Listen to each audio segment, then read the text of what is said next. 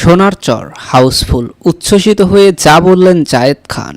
ঈদ মানেই দেশের হলগুলোতে উপচে পড়া ভিড়। ঈদ উল ফিতর উপলক্ষে মুক্তি পেয়েছে বেশ কয়েকটি সিনেমা। এর মধ্যে অন্যতম সিনেমা হলো জায়েদ খান অভিনীত সোনার চর। ঈদের দ্বিতীয় দিনেও সিনেমাটি দেখতে হাউসফুল দর্শক হয়েছে প্রেক্ষাগৃহে। এদিন সোনার চর হাউসফুল হওয়ায় ব্যাপক উচ্ছ্বসিত জায়েদ। সোনার চর দিয়েই দীর্ঘ এক যুগ পর তার অভিনীত কোনো সিনেমা ঈদে মুক্তি পেল।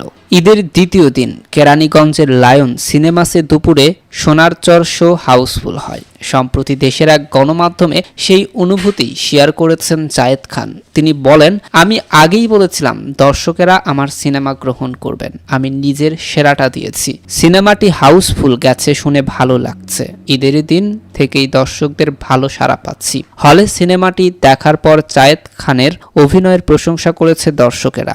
আইরিয়ানা নামের এক সিনেমা প্রেমী বলেন, ফেসবুকে প্রচার দেখেই জায়েদের সিনেমাটি দেখার আগ্রহ হয়। উনি কেমন অভিনয় করেন দেখার ইচ্ছা ছিল। তার অভিনয় অনেক ভালো লেগেছে। আরেক দর্শক বলেন, কোনো সিনেমা দেখার প্ল্যান ছিল না, সামনে দেখলাম সোনার চর। আগে কখনো জায়েদের সিনেমা দেখা হয়নি, প্রথম দেখলাম। উনি অনেক ভালো অভিনয় করেন। প্রসঙ্গত, জায়েদ অভিনীত সোনার চর সিনেমাটি নির্মাণ করেছে জাহিদ হাসান। জায়েদ খান ছাড়াও সিনেমায় আরও অভিনয় করেছে ওমর সানি, মৌসুমী, স্নিগ্ধা, শহীদুজ্জামান সেলিম, শবনম পারভিন প্রমুখ।